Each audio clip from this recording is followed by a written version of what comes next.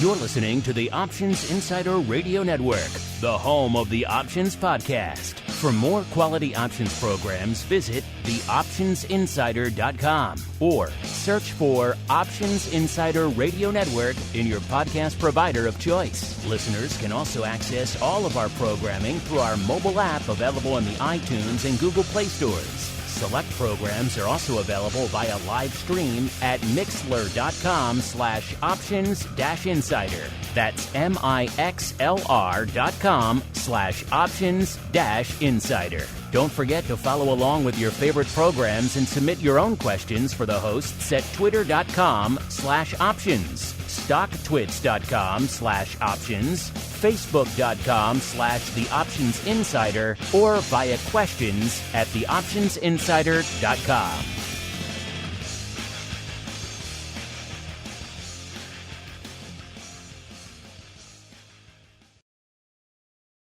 You wanted it, you got it. A radio program that helps teach you options trading inside and out, basic to complex. This is Options Bootcamp. Whether you want to learn how to protect your portfolio, generate income, or even become a master of volatility, the Options Bootcamp drill instructors will break it all down for you.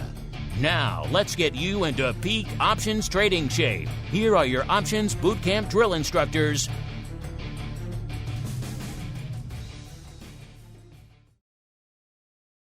All right, everybody. That music may be surprising to you, especially if you're listening live in the Secret Club, because you're saying to yourself, wait a minute, it's not Education Wednesday, it's Tuesday. What the heck is going on? Well, listeners, we're rejiggering things a little bit here this week. We got a double pro week coming at you, a lot of content flying fast and furious for all of our pro members, including a great pro Q&A session we just finished with none other than Uncle Mike himself. Coming up tomorrow, we've got Mr. Tony Saliba back in the hot seat for a second pro Q&A session coming at you this week, as well as, of course, Options Oddities on Friday. And for all of you Secret Club fans, you get to listen live right now to this, to everything else we're going to do throughout the week. You don't have to wait another week to hear episode 2 of Boot Camp this week. You're getting it in your hot little hands, or in this case, your ear holes, right now, back to back here. Where do you guys go to learn more, to join this Secret Club upon which so many of you have been joining up and having fun? Great to see so many new names and new people joining in there and participating and getting a lot of value out of it. It's the place to go, theoptionsinsider.com/pro. You can also go, if you're cool, to /secret club. Don't tell anybody. It's a secret. And that gets you a lot of fun stuff. And of course, if you listen on demand, all that we ask is that if you like what you hear, you keep rating and reviewing. It really does help a lot of the new people discover the content, just like this week's 5-star review. Actually, it's a little different, actually. It's along those same lines, though, which is why they floated it up to me, which is kind of cool. This comes from MCF. He writes, "Hey, dudes, congrats." Well, thank you. Congrats on such a long-running show. You're clearly doing something right because you're in the top 1.5% of podcasters on the planet. Keep it up. And he sent us, looks like a screenshot of what's called Global Rank from listennotes.com. And apparently they reviewed 2,836,444 podcasts around the globe. And they determined that Options Bootcamp is in the top 1.5% most popular shows on the planet. Well, thank you for that, MCF. We appreciate you doing that legwork for it. You know, I don't think of the shows that way. I mean, obviously I see the numbers. I know people like them. I know people like Bootcamp. I know how popular it is, but I don't think of it on a global ranking basis ever. So it's always kind of fun to see it there. So thanks for doing that legwork for us there, MCF. And you know, it's not just me here on the Options Bootcamp program. The other half of that 1.5%, maybe let's say more like an eighth. He is the black-hatted one himself, Mr. Dan Passarelli from MarketTakerMentoring.com, what the cool kids call MTM. Mr. P, welcome back to Options Bootcamp.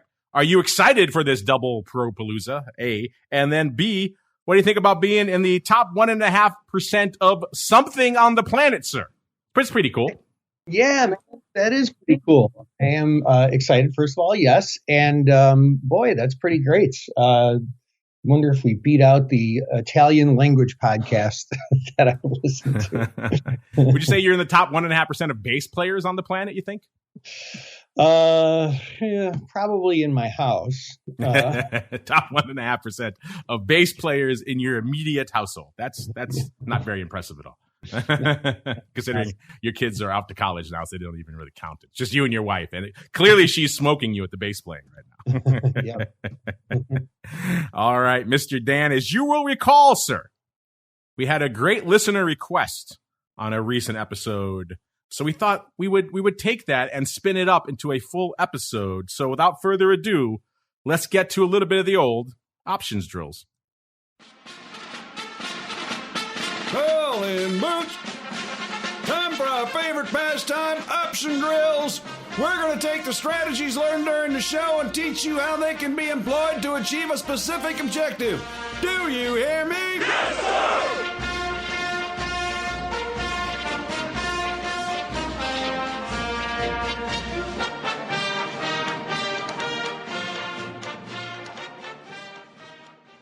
I guess it really isn't an options drill. I really just kind of wanted to hear that drop. Haven't heard it in a while. It's a fun one. Makes it very festive. Feels like 4th of July. This one kind of falls between the cracks of our segment. We don't have a segment really designed for this, but this was inspired by this request that came in, I believe, last episode from Max. See, folks, we like you guys. You guys write in with an interesting request. We'll try to honor it here on the program. He said, can we get an episode about stories from the trading floor? It would be great for all of us newcomers who can't do that anymore. And yes, you are correct. That is a difficult path to walk these days, as opposed to when Dan and I first got into the mix. I will say the caveat on this is that these are going to be mostly PG, family-friendly stories from the trading floor. If you know anything about the trading world, it's not exactly safe for work 99.9% of the time. So we will do our darndest to make this a wholesome, family-friendly approach to Tales from the Trading Floor. Mr. Dan, you think you can work within those rigid parameters, sir? You know, I went into the trunk where I keep a bunch of old stuff in my room, and I dusted off one story that was rated PG. So yeah, I look forward to telling that one. We get one story from Dan. All right, better be a good one. He's in the top 1.5% of PG trading floor storytellers. So I'm looking forward to that one. All right, let's kick it off how we got started, because that's a good way to get started with a Tales from the Trading Floor. So I myself, I mentioned it before, I was studying chemical engineering at school. It wasn't really exciting me, the notion of spending my life making soap in a chemical plant somewhere in Iowa. It didn't really thrill me. And then along came this whole bearings fiasco. I think it was around 95. And that kind of got a lot of people's attention. I was in the process of saying, maybe I want to try out this finance thing, maybe something I can actually apply as opposed to this kind of chemical theory I was learning all the time. And so this bearing things happened, and I said, these derivatives thing, no one seems to know about them. And so I started looking at the coursework that was offered in finance where I was studying, and there wasn't anything. There was no derivatives, nothing. And I was fortunate because I had, transferred into finance. I was doing pretty well at it. So I was starting to actually be a teaching assistant for some of the classes I was teaching. So that allowed me to look at the graduate school and take some classes there. And they actually had one course. It was just called derivatives. And so I went up, I took that. So let me see what these things are. And I took that course. And within a few weeks, I was like, oh, these things are pretty freaking cool. I could create a stock. I could create a bond. I don't need to trade those things directly. I can actually create them with these others, these synthetics. How cool is that? So that really kind of lured me to the dark side. So I was one of the few weirdo kids when I graduated college. I knew exactly what I wanted. I didn't want to be, all the other finance kids wanted to be iBankers or, maybe analysts. Very few of them wanted to be traders to begin with, let alone specific derivatives. That's the wheelhouse I wanted to go to. So I went and looked at all the stuff in New York, as you do, and all the different desks and the rotations you had to have at Goldman and Morgan, all these other things. And none of it was really that exciting. I actually went down to NYMEX. I went down to NYMEX because there wasn't a lot of options and derivatives there in the 90s in New York. But there was the NYMEX floors. I went down to the heating oil pits. That's kind of it for the big, decent-sized pits down there. And I looked at that. Even then, it seemed like, man, this stuff is kind of dead. Not a lot of interest in this at all. So I wasn't excited by the NYMEX floor. Then I got a call from a trading firm out in Chicago. They flew out and met me in New York. I met with them there, and then they flew me out to Chicago. And as fortune would have it, it was a very quiet day on the floor. So they actually threw a jacket on me, and I went down into the SPX pit for my interview. That was it to me. Even though it was a quiet day, wasn't a lot going on, I said to them, man, I could do this. I could do this now. I could come trade here as opposed to doing X number of years of rotations on different asset classes and different desks and some program. And then maybe eventually over time, I could get access to actually committing some capital. I could come in and do this, and within a year or so, I could be actually doing this. And they said, yeah. And I said, okay, I'm in. That's what lured me. So that's kind of what attracted me. So I guess you can kind of blame the SPX pit in and of itself, Dan, for luring me to this. So I'm curious for you, Dan, what was your PG origin story? What is it that lured you to the trading floor, sir? Well, I mean, I grew up in a regular old suburb, nothing special, was not wealthy by any stretch of the imagination, my family, but, not like poor or anything either, just like, it's pretty regular. And I had to put myself through college. So I worked all through college. So I went to UIC, which is in Chicago, and it's about maybe a mile from the exchange. And every now and then I would go to the exchange. This is like 1990, 89 through 93. And I would walk up to the visitors gallery because it was open then. Like if you ever saw the movie Ferris Bueller's Day Off, like that was one of the things he did on his day off. And I just thought it was really neat. And so I kind of spent a lot of time just kind of watching and wondering. And I was like, I still didn't really at that point realize that I could be a trader on that floor. I thought it was just something that other people do. But when I graduated college, I decided that I just wanted to see what it's all about. I figure, hey, man, if I waste 6 months of my life not making any money, it's not the end of the world. It'll be an interesting experience. And then got familiar with what that world was and found that, no, there's backers. Like you don't have to have any money. You just have to figure it out. And somebody will give you money to trade. And I was like, wow, this is neat. So worked down there as a clerk for a long time, for like 4 years. First job out of college was making $9,000 a year, and didn't do too much better than that until I started trading 4 years later. But wouldn't look back. That was the best decision I could have made. I look at it as paying for my education to be around these option traders who really know what they're doing, and that's how I learned. That's the first thing people don't know. The early days of this path, not exactly lucrative. You were making $9,000. I was doing a little bit better. I was coming out of the Ivy League. I was only making $28,000. I was definitely the lowest paid of all my classmates out there. But they do that. They know that you're going to catch up pretty quick. And that's kind of what that path is. Once you get on the badge and actually start trading, that's when you actually have a chance to make some real money. And speaking of that path, let's get to that now. So I mentioned I come out here.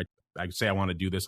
Unlike Dan, who kind of just wanders onto the trading floor, I actually proactively fly all the way to Chicago just to do this. But I get out here now. So you're trading. And one of the things you're doing usually in that time is you're clerking. You're learning how to do all this stuff. You're clerking for other traders on badges, and you're learning how to do things. In this case, there were a couple of big pits. This was before everything multiply listed. Now, listeners, well, what floors are left?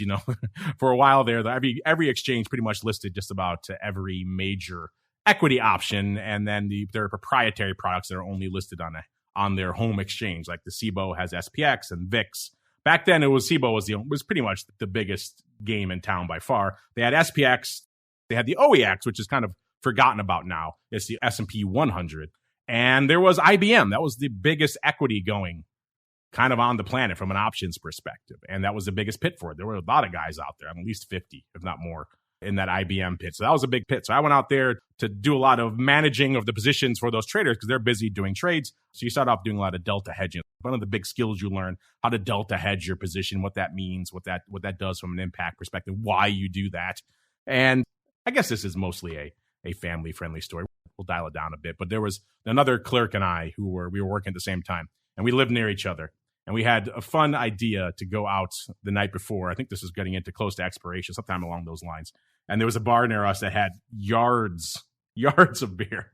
And so we thought it was a good idea to consume a few of those before we went in the next day. And so we went in the next day, and let's just say we weren't on our A game. And the hedging was not exactly perfect. And so we came back off the floor afterwards, and the traders were looking at their positions like, yeah, we have all these residual deltas. What's going on? We got to hedge all this away. So I went off to the terminal in the after hours, and I just fired up. This is IBM, and I fired up to buy I forgot how many, thousands, tens of thousands of shares of IBM to hedge this. And all of a sudden I see everyone in the office start freaking out. Like, what's going on? Why is the Dow moving? Why is IBM shooting up like crazy? And so it turns out, Mr. Dan, in my, shall we say, somewhat impaired state, I accidentally moved the Dow and IBM quite a bit in the after hours by going. They went and said, what did you do? I learned quickly that the impact orders could have, especially in the after hours, sir. So that was a good lesson. Did you have any lessons along those lines of some of the errors or lessons you learned by perhaps screwing up inadvertently, or perhaps to blame your fellow clerk who forced you to have beverages?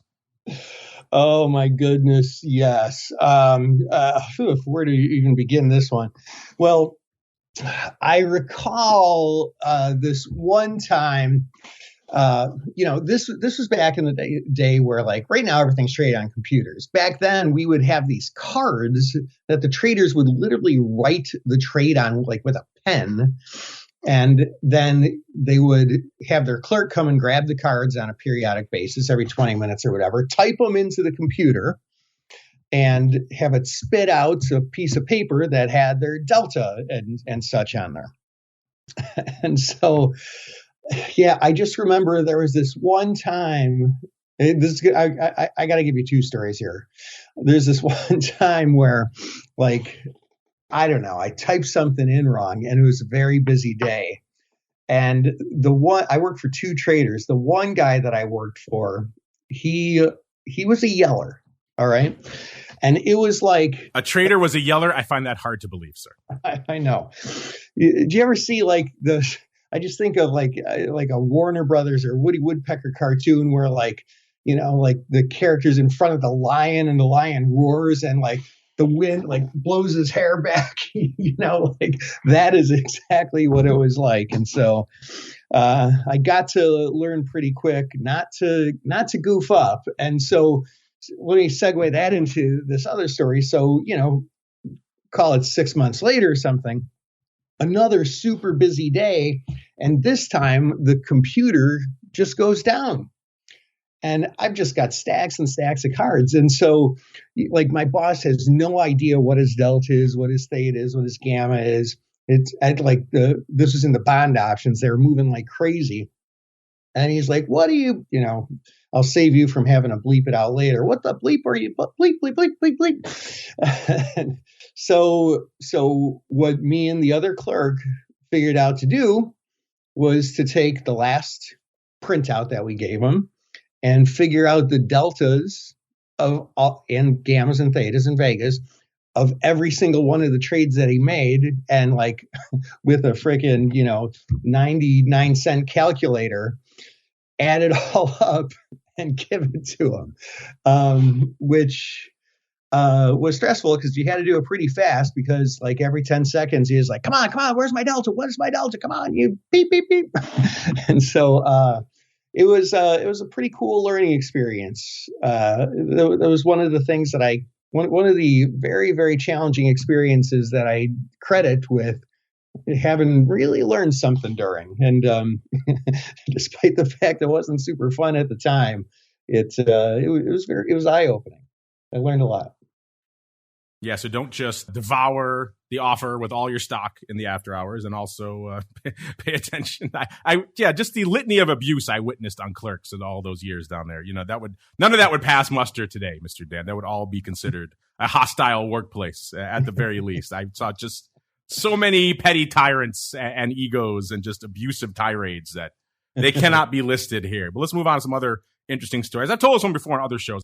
I'm not sure if I have here, because we don't talk SPX here very often, but I ended up breaking into the SPX bit, which, by the way, just as an aside, that was a fun moment, walking into what was at the time kind of the biggest, most intimidating pit on the CBOS, certainly. It wasn't a Eurodollars from size, but it was pretty darn big. And everyone was established, and people were trying to crowd into this thing and coming in as, a 21, 22-year-old kid and saying, hey, can I have some of that money too? Go figure, Dan. They weren't exactly welcoming to that notion. Here, sure, kid. You can have some of that money too. Why not? We'll share with you. And this is the time, of course, when physical presence meant a lot on the floor. You had to be able to trade and think, obviously, but also maintaining that spot, a physical spot, was a very valuable thing. So firms are going out and finding D1 linemen and massive dudes and trying to stick them in there just to hold spots so nobody would try to take them from them. Whether they could trade or not was a secondary thing. They needed them to hold the spot. So I ended up having to break in to try to carve out my spot with, there was a literal hockey goon they sent in to try to take the spot with me. So he and I were both pretty big guys squeezing into a spot that would generously be good for one person the whole day. So you're doing this, pushing against each other while you're trying to make markets so a broker can hear you. So, because you first break in, the brokers don't care about you. You're nobody. They're not going to give you any orders. They're not going to listen to your market. So you really have to shout and make a name for yourself and get their attention and get to know them. It was a whole process, listeners. So imagine that. I have to think in terms of civilian life. Now, obviously, if you go and do something in the military or like a first responder, those are all crazy things and you experience a lot of crazy stuff. In terms of a civilian occupation, I don't think there's a lot more in terms of high stress and pressure and that kind of stuff than trying to break into these trading pits, especially back in their height in the go-go 90s. The SPX now a bit of a different beast than it was back then. But I break into the SPX, establish a spot in the back, which would be now like the lower third. That pit has expanded quite a bit. Trading out there for a while, and then one day comes along, and it's kind of a quiet day. The S&P not really doing much that day. And then all of a sudden, every broker's phone in the pit lights up. It's a rare occurrence. You don't usually see that. Usually one broker gets an order, maybe a couple. Not everybody all at once. So that was my first sign of this. I thought, I'd only been doing it for a few months. Maybe, what the hell did I know? And so every broker's phone lights up. All of a sudden, they all start barking out markets. They want markets. And they're all for puts, out of the money puts. So what are these? I forgot what the S&P was at the time, but they wanted, these out of the money puts, and then these out of the money puts. How's the market on these? How's the market on these? How's the market on everyone? To a man was asking for out of the money puts. That's my second sign that this is weird. And then before you can even do anything, they're all like, okay, buy it. Usually a broker will try to work the order a little bit. They'll say, okay, if you're at, let's say you're at, I don't know, 1.5 at 2.5 on the thing. Say, okay, maybe we're 2.25 bid, and you kind of hang out there for a while and you work it. You come down a little bit. You move the markets around a little bit. In this case, there was none of that. It was just, what's your offer? Okay, buy them. And so everyone is stampeding each other, literally knocking people over and trampling each other to get to whatever broker was near you that wanted to buy those puts. And so all the guys around me are just trampling each other to sell these things. And here I am, kind of new. And I'm just like, man, it seemed wrong. It was one of these gift horses, right? I was like, this just seems wrong. What is going on? And so that moment of hesitation, I watched these guys sell the puts. They turn around. They have clerks on the row behind them, listeners, elevated above them on headsets, and they were connected to the pits in the Chicago Mercantile Exchange to hedge the futures. Remember, this is delta neutral trading. So if you're buying calls, for example, you're long deltas, you want to sell futures against them. In this case, they were selling puts, so they were also getting long deltas, so they had to sell futures against them. So they would turn around and they would use hand signals. They're called arbing. They would say, hey, sell 5, sell 10, sell 20, sell whatever, 50, however many futures they had to sell. And in that brief time, until they looked at the broker, the broker said, I'll buy him. He said, sold, however many you want to sell, 100, 200. And when they turned around to get to the attention of their clerk and say, hey, sell 20 or whatever futures, in that brief period, the S&P just fell out of bed. And by the time they got their orders in, and then you could see their faces watching the S&P ticking off, it fell at least 20 handles, maybe more, which back then was a lot more than it even sounds like today. And then it kept selling off after that. And it turned out the Treasury Secretary, Richard Rubin, I believe it was at the time, had mysteriously stepped down. And obviously there was a little bit of information linkage on that. And everybody decided to call the SPX pit and pick off all the market makers. And so one by one, all the guys around me just got obliterated. And it was a pretty dire lesson pretty quickly in that you got to be careful what you do out there, because 1 or 2 missteps and that could be it for you. You could be done. So that was certainly an intimidating and scary moment. And I think I dodged it by almost pure luck in a lot of ways. Mr. Dan, what are your thoughts on any tales like that of near misses or catastrophes? Oh my God. Yeah. Well, I mean, I was just thinking about taking, where to even begin with this one? I was first thinking about taking spots, and I remember like when I was still a clerk, an arm clerk, like I got hired from being a runner and got like, a $3,000 a year raise. So I think I was up to $12,000 a year, and got hired by one of the biggest brokers in the bond option pit. And so, like I was pretty much still fresh out of college. I'd been on the floor for a couple of months. I was still trying to get comfortable with arbing, that hand signal thing. If you guys were listening to Mark's story on that. And so that's the job that I got, though, to be an arb clerk. And so like in my mind, I'm thinking like, Oh, yeah. Okay. So, I mean, I've worked jobs before, fast food and, selling clothes at the mall. So there'll be this training period, and I'll figure it out during the training period.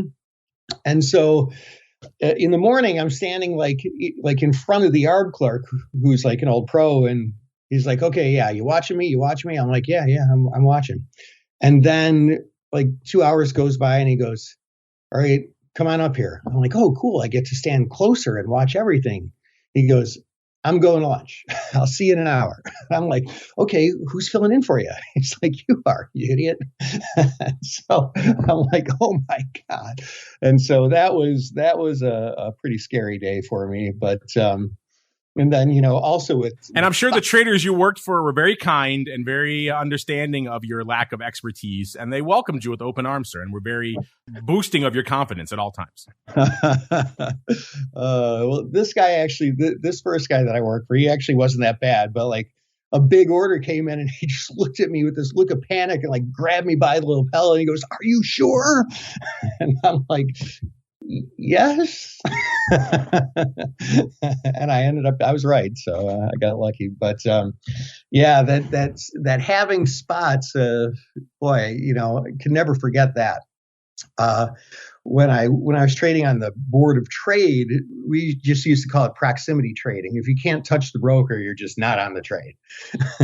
And oh man, that was such a boys club down there at the time. Like you could be first, you could be loudest, the broker just doesn't hear you. All the guys who like have been standing around him for 10 years. Yeah, all the guys who took him to Vegas the week before, they're getting on the order. You're not. Yeah, exactly. But yeah, and it's tough breaking into pits. Man, on the CBOE trading floor, it probably took me a good year to tell you the truth. Of just people not talking to you. Like people try and make it as comfortable for you as possible when you're trying to break into a new pit. Why? Yes, they're very welcoming. Like, hey, kid, come in and share in our vast riches. Why don't you?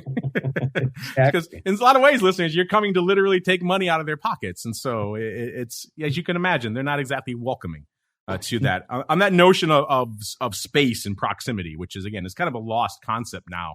It seems insane to have to be able to do all this analytics in your head and while you're also physically fighting for proximity. But I mentioned I broke into the SPX. After I had done all this and established my spots and everything, all this work I had done. Then around the 2000 timeframe, 99, 2000, a multiple listing happened. What happened, man, was all of it used to be SIBO was the big dog. It had, had IBM, had SPX, had OEX. Some other exchanges had some other little things, like the P Coast had some of the tech names out there, like Sun and Dell were listed out there.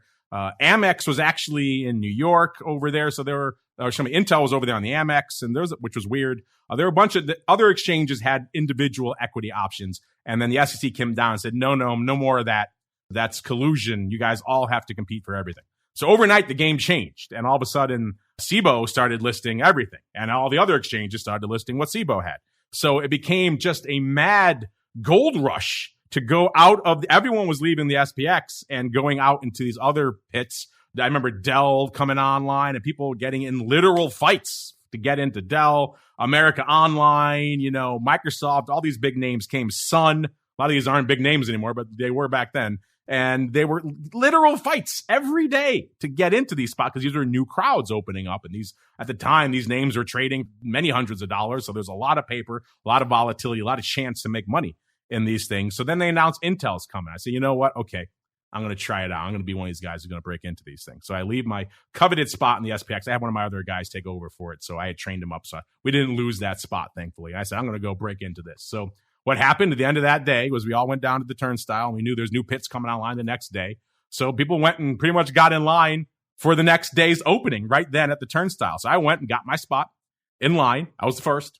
And I got a bench because I was first. And so I ended up sleeping over on a bench in the lobby of the SIBO, which sounds insane, but that's what we had to do. And there were a bunch of other people lined up there too. And I kind of cheated. I left for a period, had one of my clerks kind of hold my spot for me a little bit. So I didn't spend the whole night there, but it was pretty unpleasant. And then, of course, you have to be ready to go that next morning. The second the turnstiles are ready, you can go first, race up the escalators, go out to where the new pit is starting. And so, of course, I was the first guy out in Intel. So I got the first spot right next to the floor broker who was in the pit with the DPM at the time. And that was kind of the beginning of my odyssey in equities and Intel. So that was a different experience. And of course, that was all kinds of fun trying to hold on to that spot too. It might have been actually Intel. I forget now. There were two big guys I had to contend with. I forget which one was the hockey goon. Might have been an Intel there, but they didn't make my life easy. They all were sending out all of their various goons to try to take my spots during all this time. So imagine that, listeners. You're trying to do your options trading and everything else while on top of that having to contend with literal goons in this case, which is always fun. Mr. Dan, you have any stories along those lines of trying to break into a new crowd or anything like that? Oh my God, yeah. I mean, during that first year of standing in the Ford Motor Company pit, if I had a nickel for every time either I said to somebody in my pit or somebody in my pit said to me, "I'll meet you at the horse." The freaking horse! I didn't even mention that. Why don't you tell them what that was all about? Yeah, so like right outside the CBOE building, or at least the old CBOE building, they just moved this past year.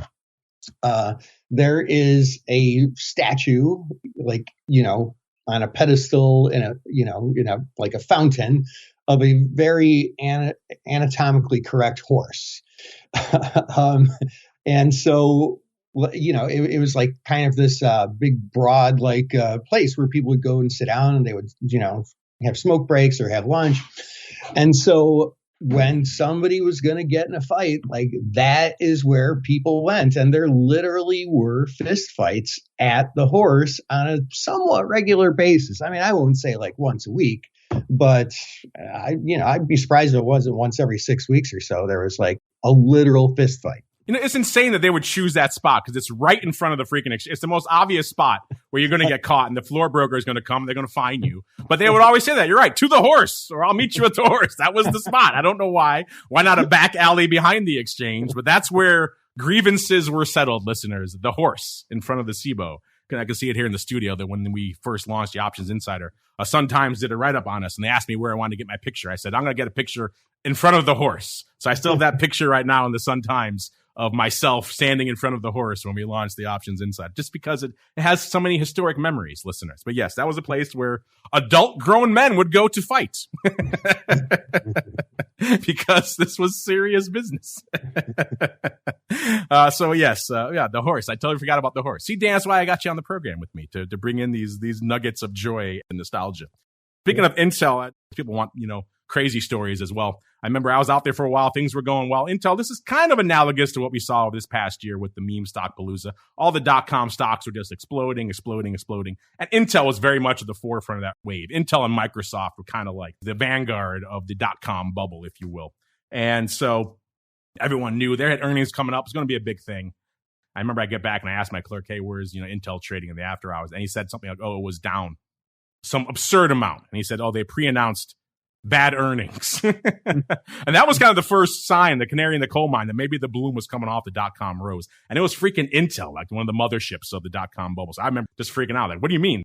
And sure enough, it was just down a ton. And I was fortunate, Dan. I had some long gamma because I wasn't one of these, crazy short gamma guys. So I actually had some bullets to go. So when the stock dropped, I was able to get some hedges off, and it actually worked out. And I come in the next morning, kind of wondering, the stock's down more. And I was like, man, this is going to be nuts. And sure enough, when I get to my pit that day, I'm already a little nervous about this. I get to my pit. There's the usual guys who are out there. And then the rest of the floor, it was kind of a slow day. There wasn't much else going on. So almost every other trader from every other, not all of them, obviously, because there are thousands, but quite a few, a very representative sampling, had gathered around the pit in a huge crowd just to watch.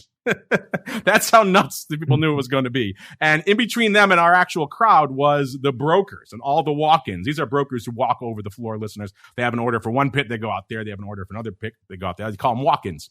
And they were all lined up 5 deep around our pit as well. So the paper was already there. So they just knew it was going to be just a completely insane day. And sure enough, it was one of the busiest days I ever had trading in terms of contracts and everything else. It was a pretty good day, too. I can't lie.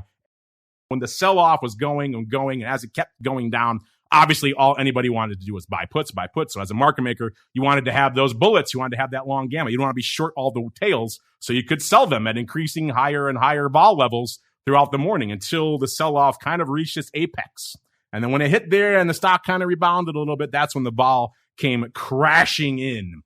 and you could buy all those puts back you sold in the morning for, a pittance of the vol level. So that was a good education from that perspective as well. Just kind of how the vol works in these crazy explosive moments and how you have to really be judicious where you kind of buy that vol, because if you buy it at the apex there, you could end up getting wiped out. And as a market maker, you had to sell a lot of it, obviously. So being able to stagger your levels, not being short a ton of wings so you can do that kind of stuff, having the bullets, as they say.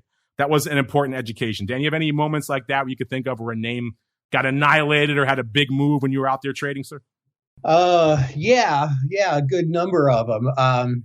Well, there was this one time, I think you told this story about coming in after a couple of soda pops. I don't know what you're talking about. I deny everything. But I remember that, this one day I came into the pit, and this is when we still had like handheld we had handheld computers now. Like it was like basically the size of your laptop, and you'd strap it to your back, and every day you'd go home with a sore back. But I came in and, hey, I was moving a little slow, had maybe a little bit of a hangover. And, but I always made it to the floor on time, no matter what.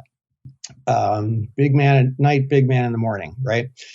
So I get in and I'm like trying to get my bearings. Ding, ding, ding. The market opens and I'm looking at my computer and I'm like, what the hell is wrong with Kerr McGee? This is one of the stocks I traded, Kerr McGee, KMG. And I'm like, my deltas are all messed up. It's saying that I've got like 5,000 deltas, and it's saying I made $60,000. What the heck is going on? There's something totally wrong here. And somebody in the pit was like, hey, did you see Kerr McGee? The news came out and they're up like, $11 or something. I'm like, wait a minute. So hold on a second here. Because I was usually a long gamma sort of fellow myself. And so I just totally happened to be on the right side of everything that day. And it worked out really nice. Not for any doing of my own, mind you, but that ended up being a pretty good day. That's the nice thing about long gamma. It is a little bit more forgiving. Those kind of things happen. You're like, oh, that's nice. That's a nice little windfall in your back pocket. That's why we say a lot of times on the show, listeners, don't be caught short in units. We've learned these things the hard way. If you got a lot of short gamma, particularly at inopportune levels, that could come back to bite you if you're not prepared for it. So why do we do this episode? Obviously, the person asked for it, so we like to accommodate you. It's kind of fun. We have never really done this before. I got a feeling maybe we'll do more of these down the line. We can get into all the delicious beverages they had at Ceres, sir, and how people would spend their whole days there sometimes instead of trading, which is I always scratch my head at that. But some folks like to spend their trading days outside the trading floor at other places. But yeah, the notion of market making, at the end of the day, this is a career path that is mostly gone now. You can't really do it anymore. You can to a degree, but it's a very different beast. You're not going into a physical pit. You're going to be upstairs, and it's a very different creature now than it was back then. But also just to kind of show that, still, I think to this day, in terms of learning how to trade options, how options work, risk management, it's hard to beat market making from that path. The analogy I often use is that it's kind of like immersion training for a language. You want to learn Spanish, you just drop yourself in the middle of Spain and you sink or swim, right? You're going to learn it, you're going to speak, you're going to get by, or you're not. Market making was very similar. You had positions like we just talked about. All these positions, we didn't put them on. They were given to us or forced upon us many times. And so we had to figure out how to get out of them for a profit, how to manage the risk that was coming at us, like for a day like Intel's crash, right? All you can do is sell puts. No one was selling me puts. So how do you manage risk in those types of extreme scenarios? Those types of things you can learn from that are just invaluable lessons for later on in life. So obviously, if you can't do that anymore, you can't learn options trading that way anymore, the next best thing you could do is, of course, to go out and learn from someone who has done that. And I still recommend that to anyone whenever possible, which is why I do a show with a guy like that, Mr. P. So Mr. P, if folks want to reach out to you and do a little bit of learning themselves, where should they go? What should they do? Well, we'd love to talk to you. Make your way on over to markettaker.com, 2 T's in a row, and glad to help out however we can. Seriously. All right, listeners, asking you shall receive. You guys wanted the tales from the trading floor? This is the PG version. If you want more of this, we could probably do more of it. There's other things we could talk about. Obviously, not going to get into the NSFW stuff. That's not for this show. Got to keep our clean rating in iTunes out there. But there are interesting and informative lessons to be taken away from that career path and those moments. So check those out. And of course, if you want to check out more, if you're not done yet, you want a little bit more in your ear holes, don't worry. Live listeners, pro members, we got you covered. We'll be back instantaneously with episode 2 of our double options boot camp extravaganza. Everybody else, you have to wait a week. And of course, we'll see you back here. Then I'll be traveling next week. So we'll see you back here live again in 2 weeks. Another episode of Options Boot Camp. Stay safe out there, everybody. You're listening to the Options Insider Radio Network, the home of the Options Podcast. For more quality options programs, visit theoptionsinsider.com or search for Options Insider Radio Network in your podcast provider of choice. Listeners can also access all of our programming through our mobile app available in the iTunes and Google Play stores. Select programs are also available via live stream at mixlr.com/options-insider. That's mixlr.com/options-insider. Don't forget to follow along with your favorite programs and submit your own questions for the hosts at twitter.com/options, stocktwits.com/options, facebook.com/theoptionsinsider, or via questions at theoptionsinsider.com.